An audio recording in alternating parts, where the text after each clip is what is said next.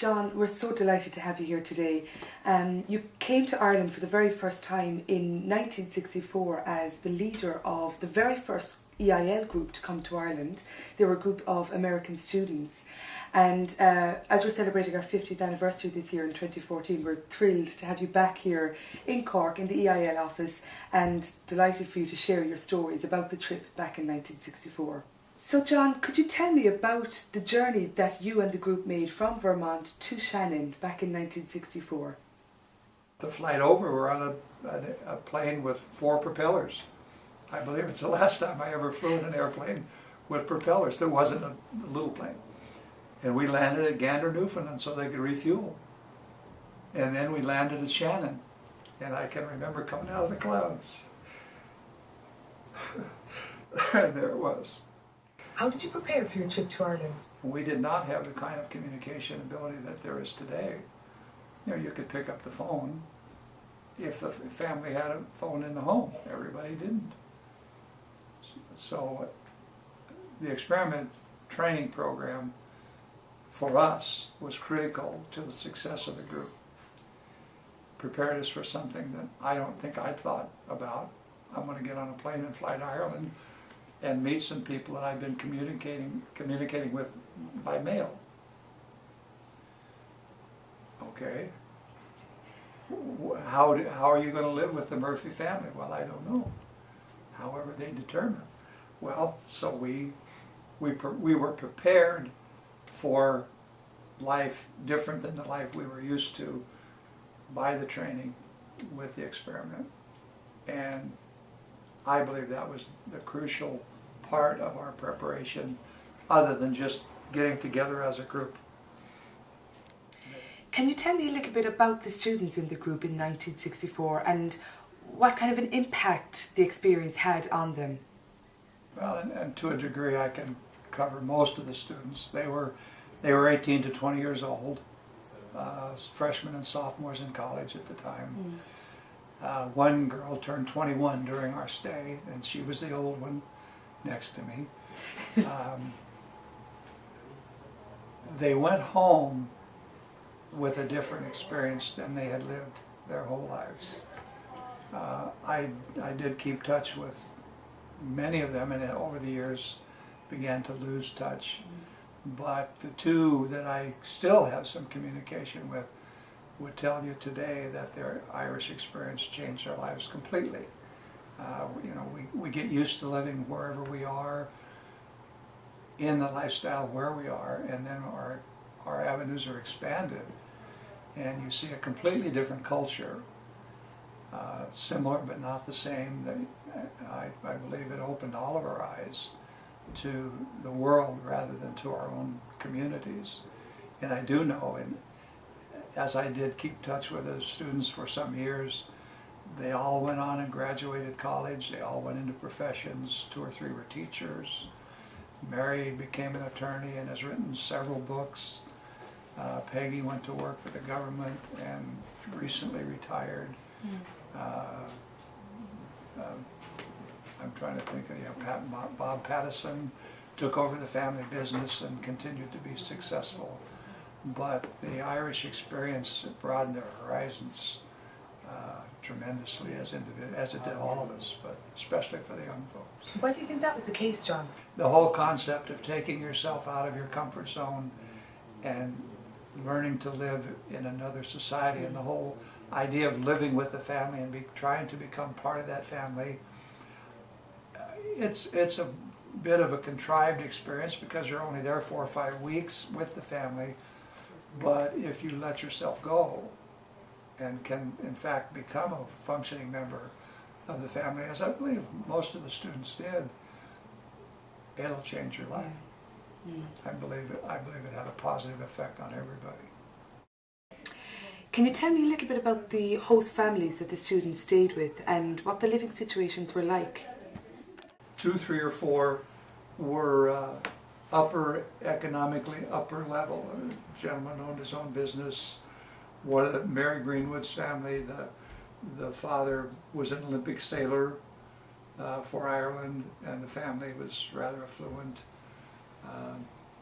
On the other hand, Peggy Halperin's family was a young couple with a little baby, and he worked, but so they had 2 or 3 different probably 3 levels of economic situations that they lived in, which affects what the family is able to do with the student. And the one family got on a train and took a Eurail pass and spent several days traveling the countryside. And one of the boys, there were only 3 boys, and I couldn't tell you his name right now, but he had a grand time riding around on the railroad and staying in hotels with his family. Peggy got to go to the market with the mother of the 2-year-old and help shop. I believe Peggy had a better experience, but that has a lot to do with who she is. Each of the 10 had a little different experience, but the biggest differences I would think would be economic, and then what the family was then able to do with and for the student. This is what we see on television, and this is a real human being living in our home, and they fit in. And it took a while, to learn to eat just with your left hand and the fork. That took me forever.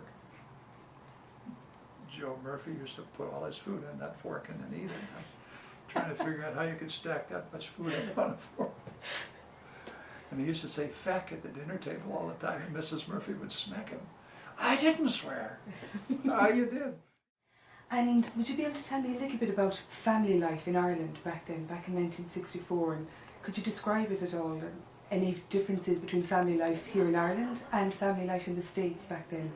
A very important thing I found out right away was the Irish family sits down to dinner together, has breakfast together. You're expected to be there. The meal doesn't start until everybody's there. And even at that time in California and perhaps the rest of the U.S., family life was beginning to fragment a little bit, and I was very impressed with, in the Murphy home, we ate and spent time together at least twice a day. And I believe the same thing happened with the students. The 11 of us, 10 students and myself, our living situations were not the same. Some of the homes were a little more well off than others. Some of the homes it was a real struggle to have a spare person in the home. But the living experience and the experience with the students and the families was more alike than different as far as the interpersonal relationships and so on. In 1964, the Irish family was a very tight unit. Were there any difficult situations that you came across with your students while you were here, and how did you find out about them, and how did you deal with them? You had to listen really carefully for clues. And in one instance, there was a gal that just didn't come home at night. Night after night after night. I'd been in the home. I would have never known. But the mother of the home had told her neighbor, I'll never have an American in my home again. But face to face, you'd have thought everything was perfect. And the word finally got back to me through enough people, maybe 2 or 3 or 4 weeks after I wish I'd have heard. And I had to sit down with the young lady and say, that's not why we're here. You're expected to be in by 9 o'clock or whatever. And her comment to me was, you read my paperwork, and I wrote in there, I want to experience all that I can experience. I said, am I supposed to read that and think you're going to have sex with every man you meet in Dublin? Well, that's what it meant. I said, I guarantee you, if I'd have known it meant that, or the experiment knew it meant that, you wouldn't be here. That's not what we're about. Well, I told you up front. I told her, I've got your airline ticket right here. And if I hear one more thing, I'm giving it to you, and I'll give you money for a cab to the airport. And we were near the end by then. The damage had been done with that family. But the families were so willing to emphasize the positive and let the not positive lie by itself, that there was only one bad situation, and it was that one. Okay. And I did go speak to the mother later, and it's been 50 years and I don't remember. I just apologized. I know you were interviewed by RTE. Would you be able to tell me about that? Yes, and I believe Maura had a contact with somebody in television, and they wanted to interview us on a talk show. And at that time in Dublin, there were 2 television channels, and out in the country, there was 1 television channel. And they asked me to bring a student, so I picked Mary Greenwood, and she and I were interviewed on just a talk show in Dublin. Okay. And the exposure all over the country, everybody watched the nightly news, and there we were. And that impacted us as we traveled around the country on our trip with the students and their family member. We'd walk into a pub or a dining hall, and people would point and say, "They're the Americans," and you were on TV, and we were instant celebrities. Celebrities, yeah. I'm not exactly sure. We were somewhere in the West, and we were in a pub, and the pub closed at 10 o'clock, so they shut the front door, and they said, "Come with us," and we went around, and we came in the back door, and the Irish music began, and they started to dance, and the first thing they did was come to our table. And, excuse me, get us up to dance. Yeah, it's a lovely story. It was a lovely time.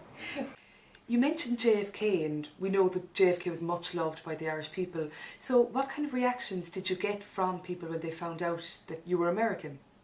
The impact was very strong. It was very strong at home. It was stronger here. People, person after person after person, how do you do? So wonderful to meet you. It's a shame about John Kennedy. I mean, they hadn't taken a breath yet. And I remember a lady coming up to me and said, "Oh, you know, poor America, you're done. It's over for you. They killed Kennedy." And I'm thinking, she could be right, but I hope not. Well, I had brought with me a roll of 50-cent pieces. The John Kennedy, a 50-cent piece had just come out, and I don't recall if it came out after he was assassinated or before. But I got a roll of them anyway. You would have thought I was giving away free passes to heaven. Oh, so I wrote a note to my mom, which I found recently. "Send me as many Kennedy half dollars as you can find," and Frank Sinatra records. Those were the 2 things I asked for in my letter. It's about 4 pages long, and I found it in a book. The first 3 pages, it's stuff I wanted to send me, and then at the end I told him, well, it was going fine, and the weather was, and I needed stuff, and I needed it now, so I wrote anyway. They sent me more Kennedy half dollars, and I gave them to people, and I bet you today they still have them.